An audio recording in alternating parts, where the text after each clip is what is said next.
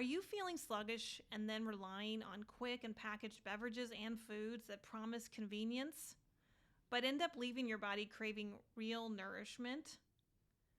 Are you caught in the trap of believing that because it is in the grocery store, it is a food? In this episode, I really want to help you break free from fake beverages and foods and transform your health with simple, easy, quick steps to embrace more of a whole food diet so you can get ready to feel energized, eat better, and take control of your well-being, starting right now.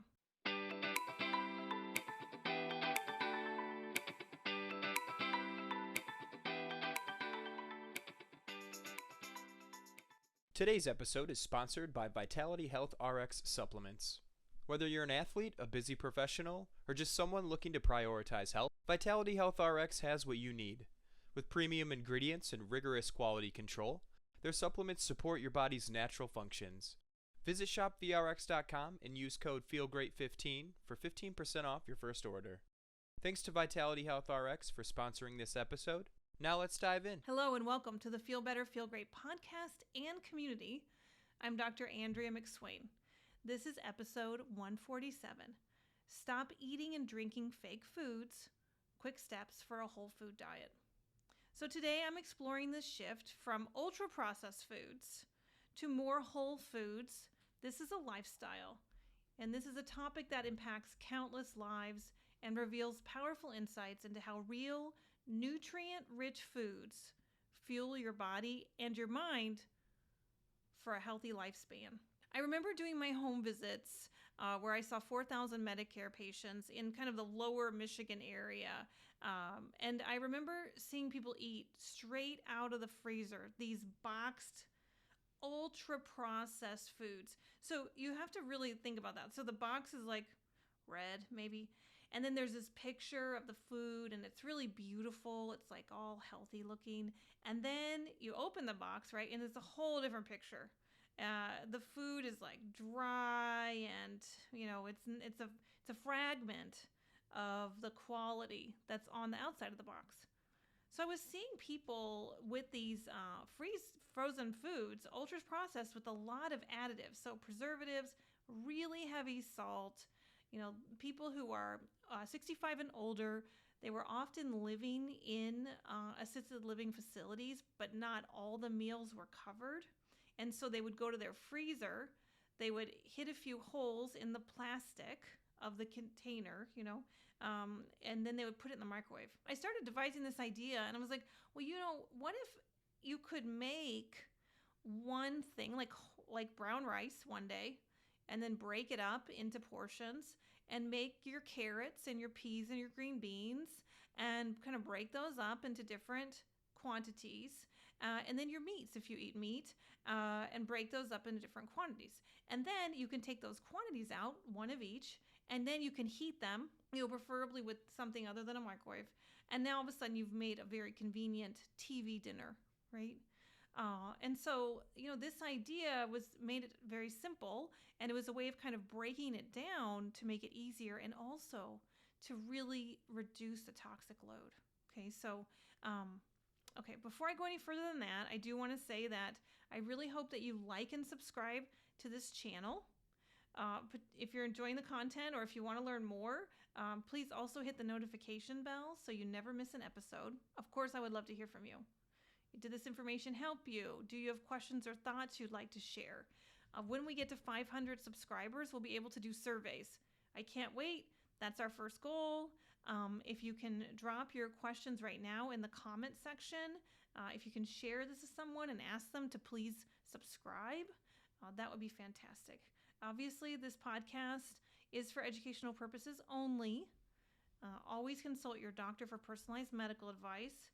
And, why is a doctor like me? I'm an osteopath, trained as an OB-GYN, started working on holistic medicine a long time ago under the tutelage of Dr. Gladys McGarry, and now have run a holistic medical clinic for a lot of years. So going on 8 years.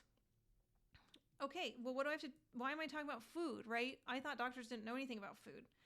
Okay, first of all, doctors know a lot about biochemistry, but we don't bridge it to food. So I'm going to give us a little bit of credit for that. However, we don't look at food when we go to the grocery store as a biochemical equation, right? But it is, actually. And when you add these ultra processed chemicals, and that's really what ultra processing is, you remove almost the entire food element. So it looks like something. It's chemically appealing because it tastes like something very attractive to us, but it lacks any content whatsoever. And that's just not what you eat, it's also what you drink. I cannot wait to tell you more about this whole idea about like beverages and beverages can be your blessing or they can be your curse. And really, fake foods is a curse. Keeping them out of your mouth is going to be your best saving grace because you don't get anything from them and then they kind of actually occupy space. That's important. I'm going to go through some details because these ultra processed foods are really talking about preservatives and other chemicals that are in food and impact your body. So what is the problem? Okay, we could say the problem is the preservatives themselves, right? Because preservatives are chemicals. And, what are chemicals in foods? The bad ones are sulfites that can cause a lot of headaches, and I'll go into those in a second. Nitrates, causing more cancer than cigarettes. Benzoates, same thing. Sorbates. Those are bad preservatives. What are even some other preservatives that I found in food? Formaldehyde, right? Cancer-causing items that are added. So there's bad, and then there's worse. And I'm going to talk through how you can do some tips there to make it really easy on yourself to be able to appreciate those in the grocery store and very, very quickly.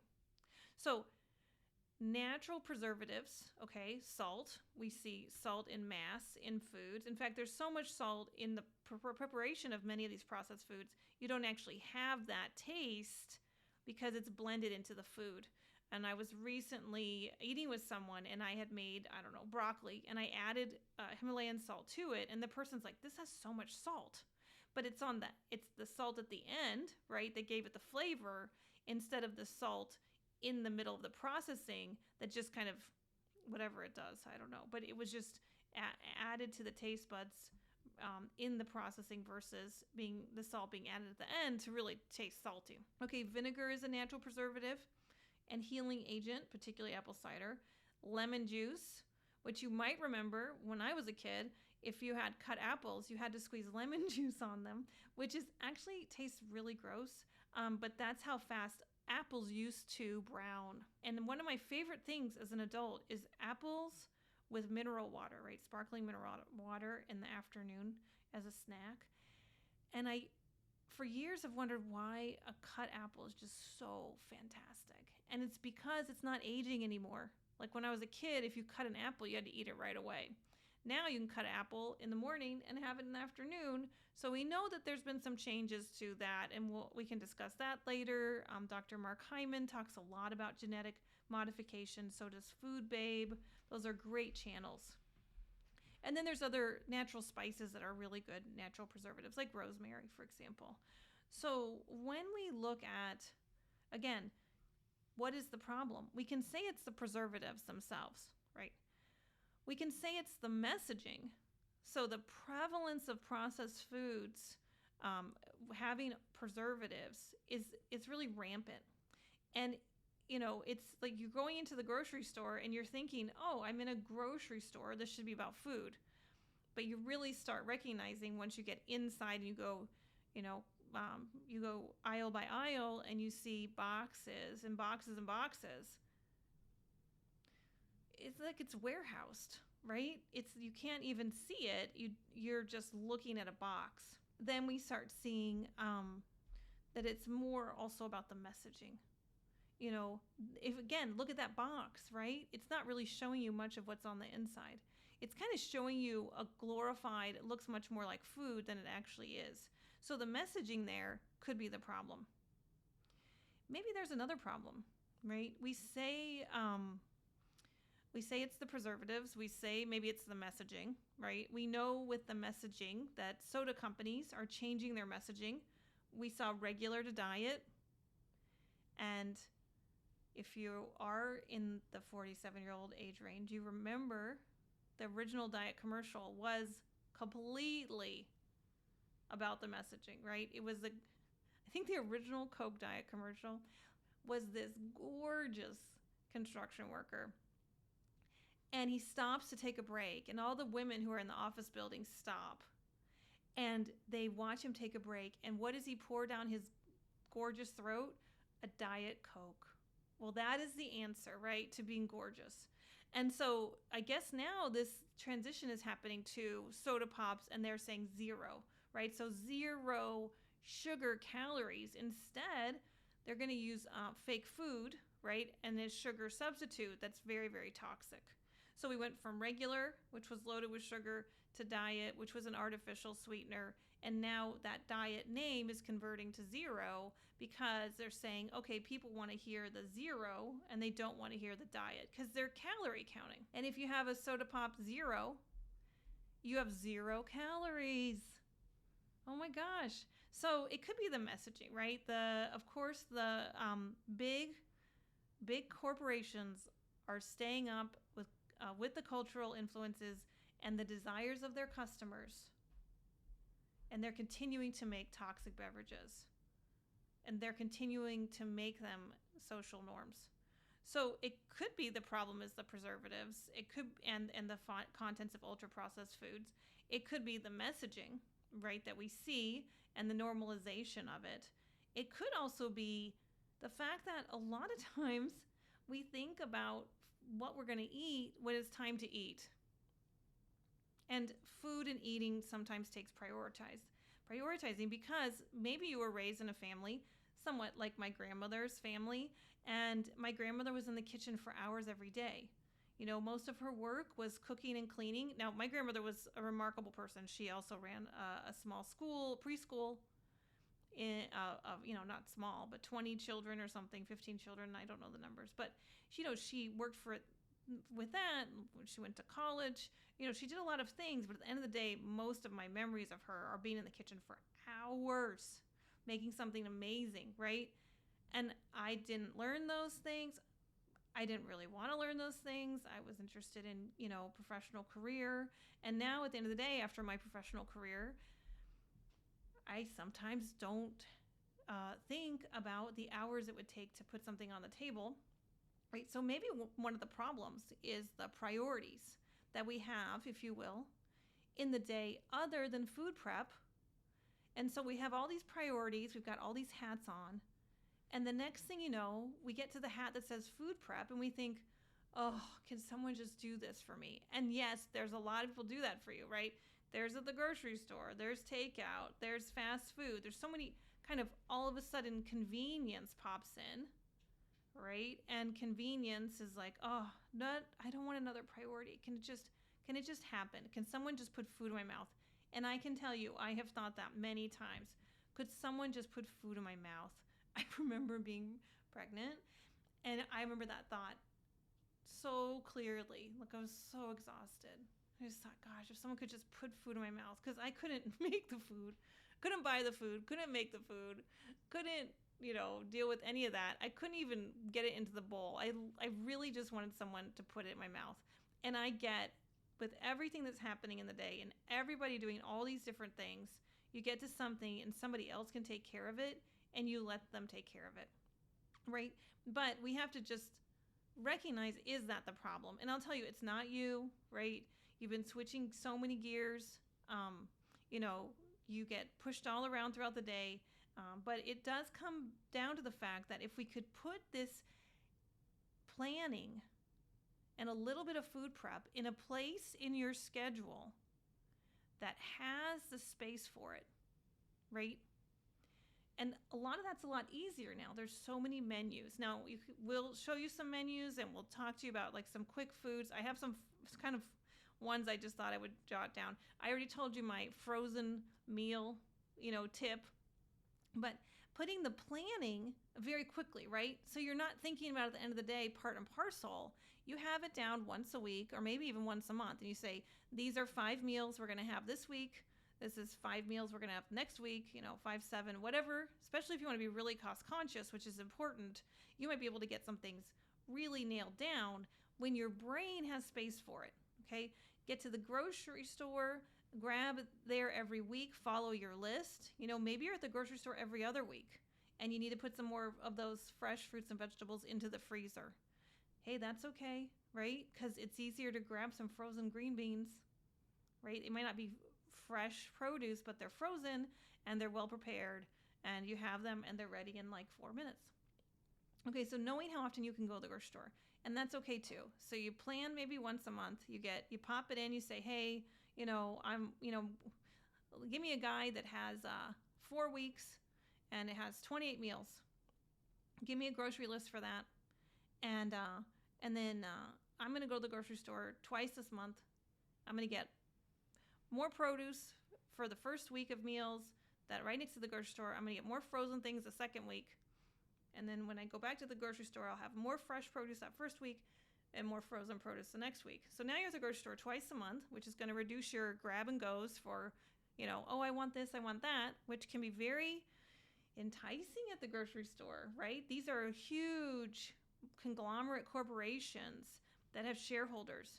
So they're going to do what it takes to get you convinced to grab that little extra and then get it in your mouth. Okay, this is a tangent, but that was the other thing is I would see these entire freezers full of this ultra processed food in a highly vulnerable person who's living in an assisted living facility. So they're incapable now of living on their own and taking care of their activities of daily living primarily, right? Most of their living has to be supervised. And then every few meals, right, they have to make the meal on their own. So I open the freezer, there's 30 ultra processed frozen meals, dinners, whatever, in these boxes. So there's 30 boxes and I think, oh my gosh. And then I talk to the person, right, of course, because it's their bodies and their decisions. I say, you're getting like 3,000 milligrams of sodium in this one very, very small container. And you're eating 2 of those a day on the weekend. So you're getting like, you're supposed to have about 1,200 milligrams of sodium. You're getting about 6,000, 4,000 to 6,000 milligrams of sodium. And that is very difficult on your heart. It's very difficult on your circulation, right? It's extremely dehydrating, not to mention all the other preservatives that are there and now in high quantity. And the person's like, you're absolutely right. Like, I totally see this now. I'm just going to finish these 30 ultra processed foods and I won't buy any more. And I'm thinking, okay, I don't know if that moved the needle, quite honestly. So if you have something in your house that's not a food and you think, well, I bought it, maybe I should use it up. Should you use it up or should you just let it go? And I give you permission to put it in the trash can, to put it in the ground, to, if you can possibly compost it, although probably not, to smash it up, to soak it, to dilute it, just to destroy it, so that it is out of your life. You deserve that. Okay. That's really important because you need permission sometimes to say, okay, I made a choice that at the time I thought was in my best interest. It is not. And now I need to remove this from my life so that I'm not going to indulge in it or I'm not going to continue on with that bad choice, right? That's when people pour the alcohol bottle upside down in the sink, right? They're like, okay, obviously it's a product, but I know it's bad for me. I'm dumping it down the drain. So what do you need to do that's in your fridge or in your freezer or in your pantry that needs to just be discarded? And that's a good step. So I want to tell you that. Okay, we're back to the idea of, maybe the problem is the not setting food prep, kind of organizing your meals as a priority. And also not the priority that your grandmother or my grandmother made where it was hours every day, right? Hours, oh my gosh. Instead, it's like, how can we do it in 10 minutes? Okay, so I'm going to give you this little example, right? Because I do this little trick in my head, right? So obviously, I'm the head of household. It's the end of the day. Sometimes we don't get to the grocery store. Like, I'm just as human as everybody else. So I think about the meals in my fridge that take less time than it takes me to drive to get takeout. Okay, so I live in a really small town of Lansing, Michigan. It's about an hour from Detroit, just so you can have a little context of where we live. And so most things are about 7 minutes away, 10 minutes away. So takeout is really actually very, very close to us. However, I think, okay, that's times 2, and I have to do checkout. So that's 20 minutes. Okay, so if I give myself 20 minutes instead of ordering and driving, going and waiting, maybe there's a problem. Maybe it's really, really, really cold outside and I don't want to go outside. So any of those things. So I gotta give myself like, okay, realistic, like if I gave this responsibility to someone else, the food prep and the food, and I had to just do my part, which was to go and get it, bring it back, is it this like the same time? What kind of time window is that? So I'd say for me it's about 20 minutes. So I think, okay, what can I make within 20 minutes that can also be cleaned up? Okay, so again, addressing the actual aspects of the problem. So I think about quinoa. Quinoa is a grain. It is slightly processed because it's a grain, but it's gluten-free inherently, and it costs about $5 at Trader Joe's for the box, which is many, many servings. Okay, seared tuna steaks, 2 tuna steaks at Trader Joe's is $10. They're frozen, so they have to be thawed ahead of time, so I'll give you that. And then steamed fresh broccoli ahead and slicing up some of the stem, it's about $5 for that. So dinner's done, and it's a good dinner, in 10 minutes, and it's less than $20. All right. So I guess the condition there is I have to remember earlier to take the steaks out of the freezer earlier in the day. And that can mess up your whole system. So maybe you have something else. Maybe you want to just you want to have quinoa, steamed broccoli, and shrimp. Frozen shrimp, Trader Joe's. I like the large ones. It's like $7 for a bag. You just put it with some boiling water, and those are done in 3 minutes. So you can have quinoa, steamed broccoli, and shrimp in far less than 10 minutes, and clean it, and you're good to go. I also like crock pots for no sodium soup mixes, like the one from Bob's Red Mill. You have to add a little spices to it afterwards for sure. It's super bland. But if you put it in the crock pot in the morning with some water or 4 hours ahead of time, and then it'll be ready. You can slice up some onions, saute some onions, some garlic, maybe chop up some vegetables really fast, get those sauteed. And within 10 minutes, you've got a really nice big bowl of soup. And then you can put a quart of it in the freezer. So next time you just have to think about it in the morning and you guys have a meal for the day. So I'm comfortable with leftovers. Some people are not. I definitely think it's a good idea to kind of put some of your segmenting. So you make a meal and you put a portion of this into the freezer. So you know what's in there and you can grab it. All right, here's my version of mom's spaghetti. I just want to say my mom used to make spaghetti. And this is how my mom handled it, which is like kind of disruptive to me psychologically. But basically, and I really do love my mom. But she would make this. She would make this container. So mom's spaghetti for me was this massive container of spaghetti and sauce with meat, and it was our meal for 2 weeks. She made a meal every 2 weeks, give or take. But so anyway, here's my adaptation. So it was basically for me. You can obviously use angel hair, but you can also use spaghetti squash. So you can bake a squash. Again, this has to be done ahead of time. It's not hard. When I bake a squash, I put it in full in the oven for 45 to 60 minutes, and I take it out. Then I cut it, and for this, you take the seeds out, and you take a fork, and you get it in its very long strands, and you add a spicy pre-made sauce, and then if you want to make meatballs or cook up some meat or not, add some other vegetables maybe for primavera, then anything extra gets into a quart-sized bag in the freezer. Okay. And so those are some small little things, but again, the idea is just some simple planning and some go-tos. Okay. So having a few of these things available in your house that you might be eating maybe once a week when you're like, oh my gosh, I forgot. It's the end of the day and what do I do? And it's like, okay, I have my like 2 little food hacks that I can have food ready in, a few minutes. And for me, I'll tell you, it's definitely actually one of my favorite things. It's getting the shrimp, either any number of ways that I can have shrimp. So If you don't like shrimp, we can have some other options for you. But so that's really important, because it's like, what is the problem? Okay, again, you can say it's the preservatives themselves. You can say it's the messaging. You can say it's the prioritizing that we have in life and that we don't get the planning done. So we walk through all those things. We're going to have a guide for you. But sometimes, especially for some people who are really brainiacs, they'll get some pretty low blood sugar episodes, right? So what if it's actually like a medical condition? What if you're stressed out, your cortisol gets super high, or you're using a lot of caffeine and it's spiking your blood sugar and then it's troughing your blood sugar? So now you have really low blood sugar, and that will make you want to eat anything. I remember being in a eating raw for the most part, and then I was with I was in med school, and we went for Mexican food in Detroit, which is amazing to find a good Mexican food restaurant. We did, and I decided I hadn't had a margarita in 10 years. I would have a margarita. It was my last margarita.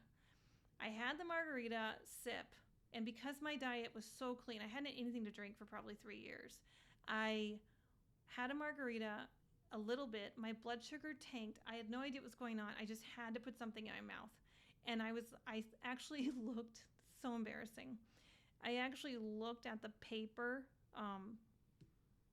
cover on the table, mat, and I was like, oh my God, I would consider eating this right now. Definitely not food, definitely something, because my brain was absolutely just dropped in the blood sugar because of the alcohol. Luckily, I got some chips, and then I was like, okay, I'm never having a margarita. And that is an awful feeling. So I know sometimes you get in the car and you're just driving to the next place that can get you something in your mouth, right? That's going to offer you some kind of something, some kind of carbohydrate, some kind of anything, fat, even if it's highly inflammatory and rancid, right? Fried. You're just going for something, a super quick fix. So instead, what I have done is converted my glove compartment, which I don't keep gloves in, into more of a snack box. And so I have something there, whether it's a little baggie of nuts or a healthy bar, or sometimes if people travel a lot, and sometimes if I'm traveling a lot, I'll have protein powder in baggies, or it's dried fruit. I oftentimes have just dried fruit. That's the only ingredient, is the fruit, and it's in the bag and it's right there, and I have a few of those. Bam, pops right up. Dates are really good for that because they're not very sticky, and they're loaded with a lot of good nutrients. So all of a sudden you recoup right away, and you think, okay, I can get myself home and make a good healthy choice. So again, what's the problem with fake foods and beverages is they're really accessible. We often kind of cave into them when something's going on with us, from stress, fatigue. We don't have the capacity to grab something that's good for us, if you will. We're just looking for a very good quick fix, or we succumb to messaging, right? We think, that's probably not that bad. All right, so on that note, I want to say we have to remember, though, the impact of preservatives, ultra-processed foods. There's impacts on our gut health because it disrupts the gut microbiome, right? All of a sudden there's items in the gut that the gut does not know what to do with, right? Reducing the diversity of beneficial bacteria happens in the gut. And this leads to imbalance, confusion, like the gut doesn't know what to do with it. And so it's got two problems, right? It's got its normal work, and now it's got this problem of not knowing what this stuff is and having to do something with it. Reminds me sometimes when my daughter comes home from this fair that she goes to with her grandparents, and she comes home with all this tchotchke, and I'm like, great, now we have all this tchotchke in my house. When can I get rid of that? Hormone health is another issue that are impacted by preservatives because many of them are endocrine or hormone disruptors. Again, interrupting the normal work of the body. This includes the immune system can be disrupted. This means the brain can be disruptive and the central nervous system.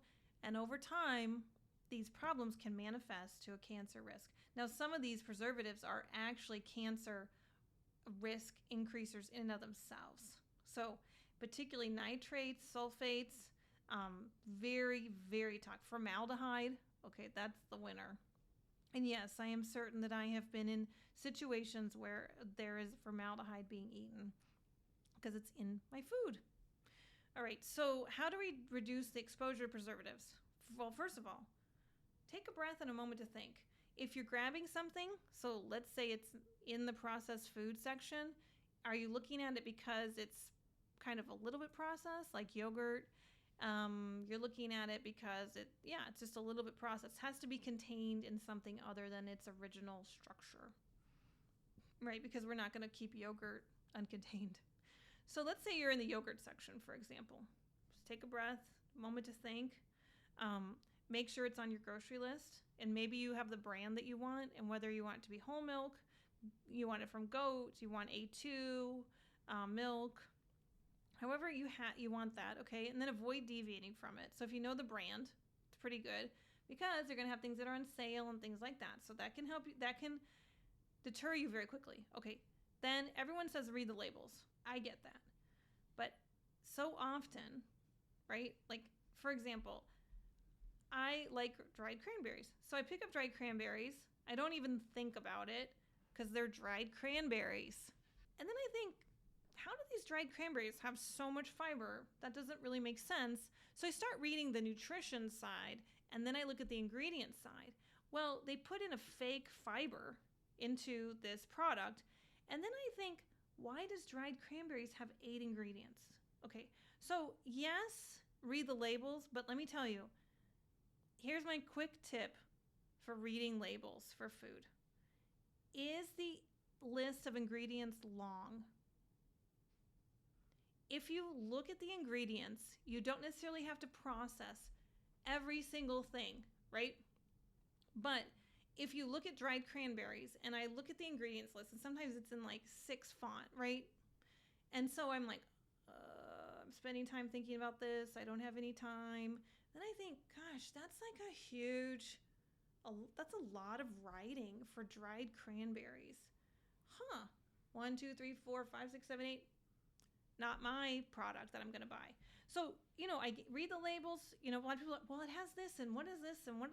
No. If you can't read it in English, or if the list is long, right? Because I will tell you, even ice cream, milk, sugar, right? So vanilla ice cream, what's in it? Milk, sugar, vanilla.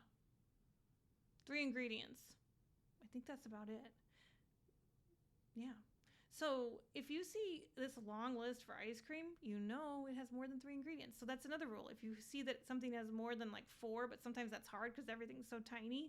But if you're like, gosh, that's just like a long list, just put it back. You don't even have to read it. You don't even have to process that information. Just like, it first gets into your good, bad section, right? And then you get into details. So you're like, okay, I have no idea why this list is so long.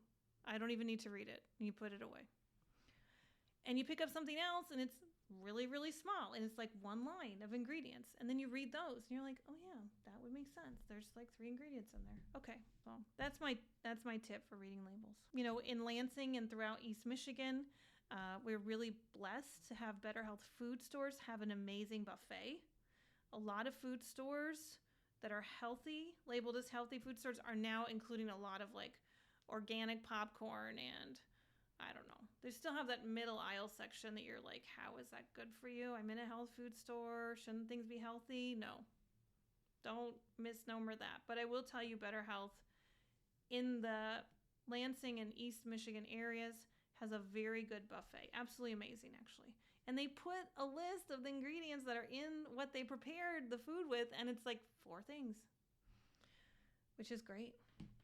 So maybe you'll see me there today. I want to thank you, Better Health, for making such an amazing buffet. Even when you're at health food stores, you need to opt for whole foods, fruits, vegetables, fresh meats, frozen, of the same thing, right? They're in a container, but they are exactly the same item. And of course, we always want to buy as local as possible to be very helpful, things of that nature. I know that's really hard, and if it's Wednesday night at 8 o'clock, you're not thinking you're going to be going to a farmer's market, okay? But try to open your freezer and try to have frozen vegetables, right? Or have a meal you already made in the past that you can thaw in the morning to have it, right? So those kind of ideas. And then set up a time frame. I need to make this in a few minutes.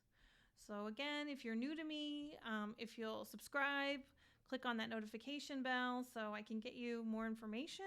And this has been a whole episode on, fake foods and drinks. More to come with those things. I am Dr. Andrea McSwain. I'm very blessed to be able to offer you this podcast. And I really would appreciate if you've listened, if you could leave me a comment, tell me your thoughts so that we can communicate better. And I would hope again that you subscribe. Thank you very much and have a beautiful day.